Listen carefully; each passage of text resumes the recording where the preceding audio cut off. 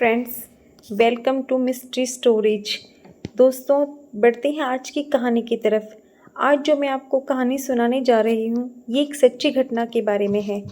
एक लड़का जिसका नाम था पुलकित, उसके साथ घटी थी। वह अपने दोस्त पुनीत के साथ मनाली गया हुआ था। बात 2005 की है और महीना दिसंबर का था। दिसंबर में रात बहुत जल्दी हो जाती है क्योंकि सर्दियों का मौसम शुरू हो जाता है, वह भी मनाली का मौसम। दोनों दोस्त मनाली पहुंचकर गाड़ी से उतरते हैं तो पुलकित पुनीत के साथ एक होटल में रुका हुआ था, और वो भी कमरा नंबर 306 में। लेकिन उसे बिल्कुल भी पता नहीं था कि यह कमरा नहीं बल्कि एक भूतिया कमरा है। जो भी इस कमरे में रहता है उसकी मौत हो जाती है। लेकिन पुलकित और पुनीत में से किसी को भी इस बात का पता नहीं था। दोनों रात का खाना खाकर कमरे में सो गए। दोनों गहरी नींद में सोए हुए थे, तभी कमरे के बाहर पुलकित को किसी के चलने की आवाज़ सुनाई दी।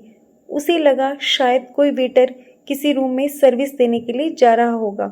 उसने घड़ी में टाइम देखा तो रात के 2 बज रहे थे। पुलकित, अरे इतनी रात को कौन हो सकता है? उसने अपने दोस्त पुनीत को उठाने की बहुत कोशिश की, लेकिन वह शराब पीकर सोया हुआ था।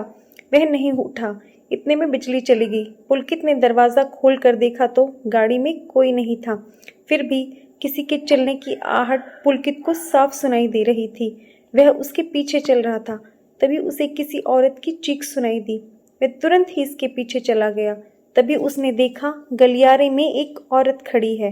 वह उस औरत की ओर गया।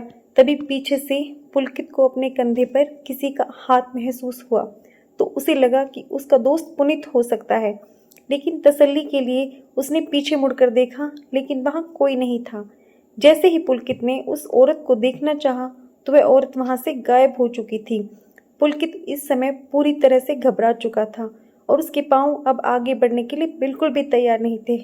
पुलकित ने तुरंत ही कमरे में जाकर पुनीत के ऊपर पानी डाला और उसे उठाया। भाई चलो यहाँ से भागते हैं, अपना सामान बांधो, हम यहाँ से जा रहे हैं। मैं तुम्हें सब गाड़ी में बैठकर बताता हूँ। पुलकित सामान गाड़ी में रखने के लिए चला गया और पुनीत रिसेप्शन पर पेमेंट करने के लिए चला गया। पेमेंट करने के बाद पुनीत भी पुलकित के साथ गाड़ी में बैठ जाता है और गाड़ी चलना शुरू हो जाती है। पुलकित कहता है, अरे पता है क्या हुआ?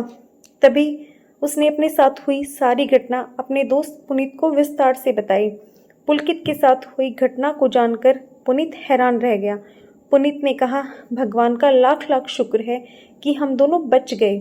पुलकित, हाँ भाई तुम सही कह रहे हो। ड्राइवर के भेष में इतने में ही जो मुड़ा वो देखकर दोनों की चीख निकल गई। वह एक चुड़ैल थी जो ड्राइवर के भेष में थी। लेकिन उसने बोला, तुम्हें क्या लगा, तुम बच गए हो?